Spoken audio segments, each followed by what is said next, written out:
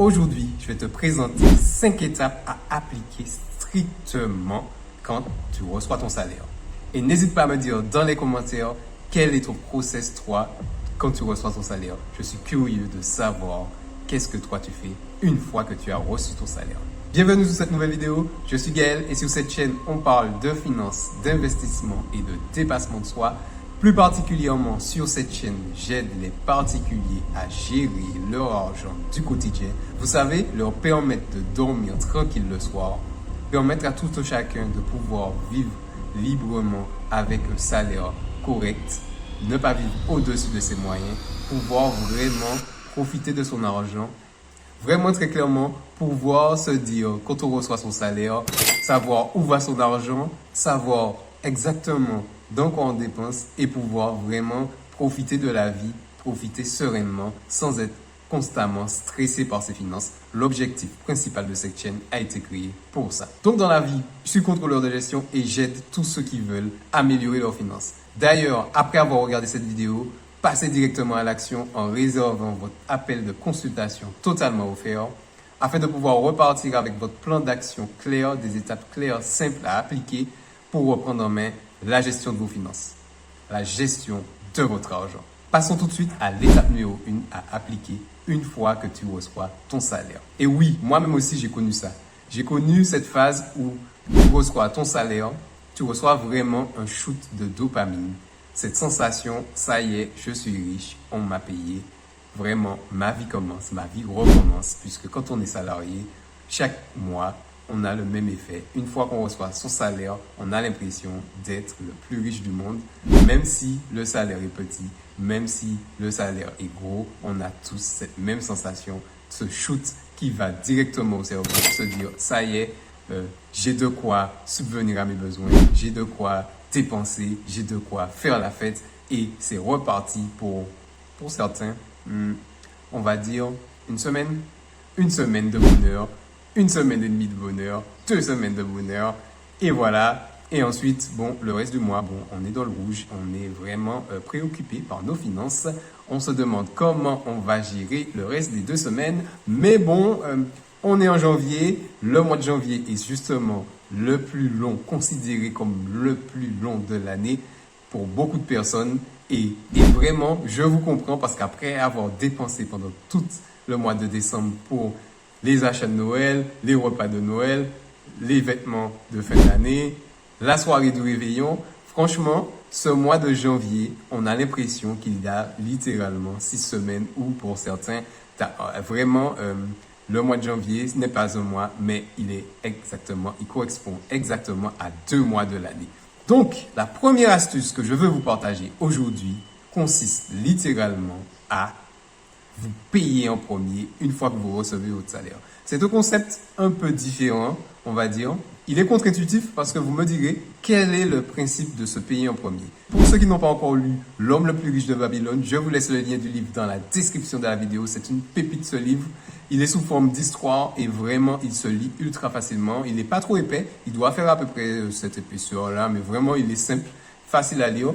Donc n'hésitez pas à le commander directement via le lien. Bon, ça va super vite, c'est super simple. C'est un lien directement sur Amazon. Donc, payez-vous en premier, ça consiste réellement, une fois que vous avez reçu votre salaire, bien sûr, il faut quand même maîtriser un peu ses charges pour arriver à ce principe-là, mais il consiste littéralement à prélever de votre salaire un montant qui vous est destiné.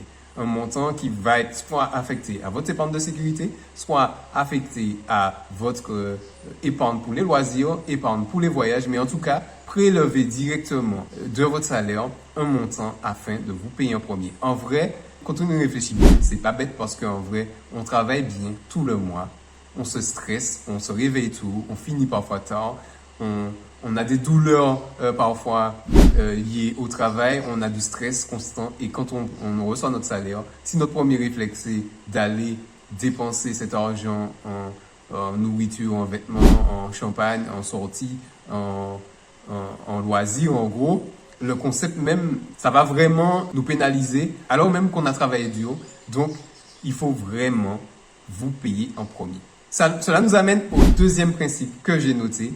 à appliquer immédiatement après avoir reçu votre salaire. Vous allez faire quelque chose de très simple. Regardez exactement quel montant vous avez gagné et vous lancez ce challenge pendant une semaine, ne rien dépenser. Bon, c'est vrai que ça peut être compliqué. Si vous avez votre loyer à payer, si vous avez l'électricité à payer. Mais je ne parle pas littéralement de ces charges fixes qui sont obligatoires, nécessaires à la vie de tout un chacun. Bien sûr, en excluant les charges fixes obligatoires, arrêtez toute dépense. Je ne vous ai pas dit de ne pas vous nourrir, bien sûr. Ça fait partie aussi des charges fixes obligatoires. Donc, une fois que vous avez payé votre loyer, l'électricité, acheté vos courses pour une semaine ou deux, stoppez tout. Stoppez tout pendant une semaine, histoire de calmer vos émotions. Calmez ces petites voix dans votre tête qui vous disent que vous êtes riche, que vous êtes les rois du monde, que vous venez d'avoir votre salaire et que c'est la fête. Non, ce n'est pas la fête, car si vous n'avez pas un plan totalement clair pour votre argent, ben, Apple aura un plan pour vous. Coca-Cola, Nike, Reebok. Je sais pas si ça existe toujours d'ailleurs, Reebok. Mais bon, toutes ces marques auront vraiment un plan pour votre argent et l'argent va filer entre vos doigts de la même manière qu'il est arrivé. Ça nous amène au troisième point de la vidéo. Établir un budget mensuel de vos dépenses. D'ailleurs, on a vu en étape numéro 1, il faut vous payer en premier.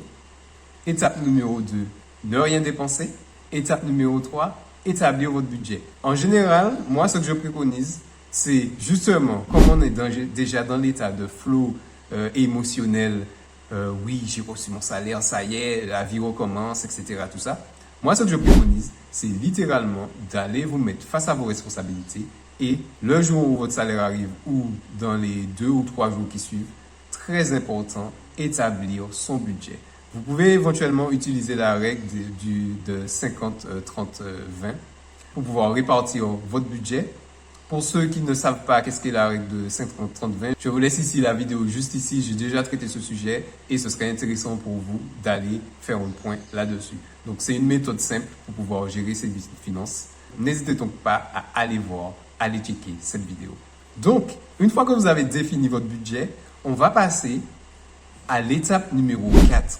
Celle qui va de pair avec le budget, se fixer des objectifs. On peut parler ici d'objectifs long terme et d'objectifs court terme. Les objectifs court terme, ce sont ceux qui vont pouvoir vous driver tout au long de votre mois afin de pouvoir vous récompenser au fur et à mesure. Vous pouvez vous fixer ce petit objectif court terme, par exemple, qui est de ne pas dépenser la première semaine, de n'acheter rien qui n'est pas nécessaire, rien qui n'est pas vital et tout. Une fois atteint ce petit objectif, vous pouvez le célébrer en vous disant « Ok, là, je vais me faire juste un petit plaisir, que ce soit financier, que ce soit une récompense, vous dire des paroles motivantes afin de pouvoir vous remercier d'avoir atteint cet objectif. » On n'en parle pas souvent, mais vraiment le langage interne est super important si vous voulez réussir à maîtriser vos finances.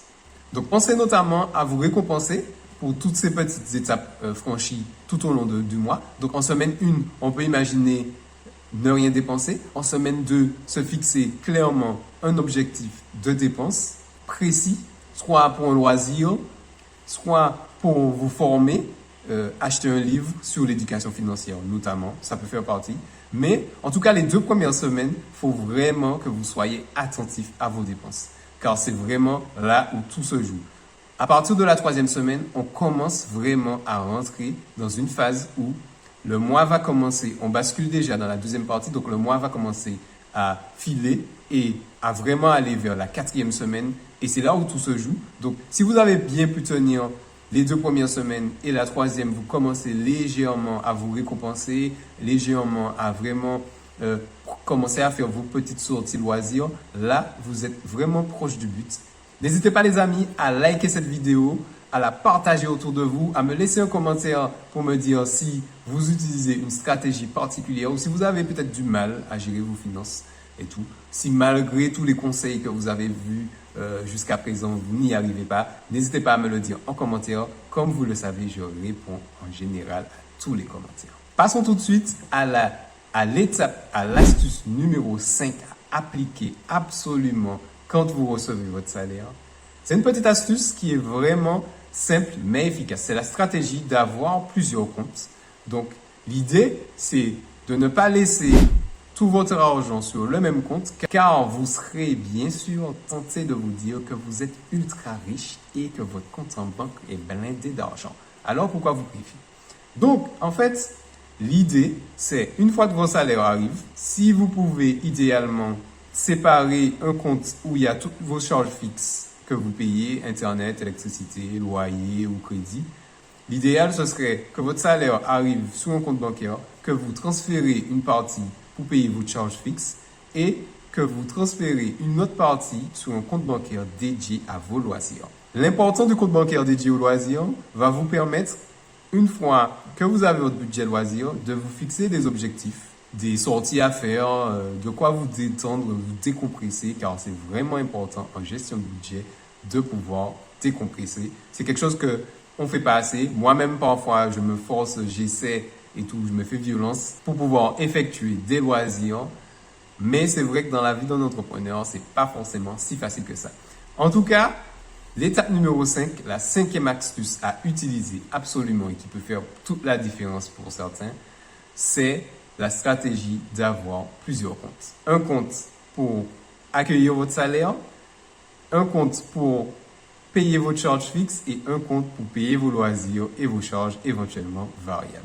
C'est tout pour cette vidéo. Merci de l'avoir regardé et n'hésitez pas à passer à l'action car n'oubliez pas que si vous restez immobile, si vous n'allez pas vers vos objectifs, si vous ne faites pas ce premier pas qui vous permettra de libérer vos nuits, de dormir paisiblement et de ne plus être stressé face à l'argent, si vous ne vous prenez pas en main, il n'y aura personne d'autre qui va le faire à votre place.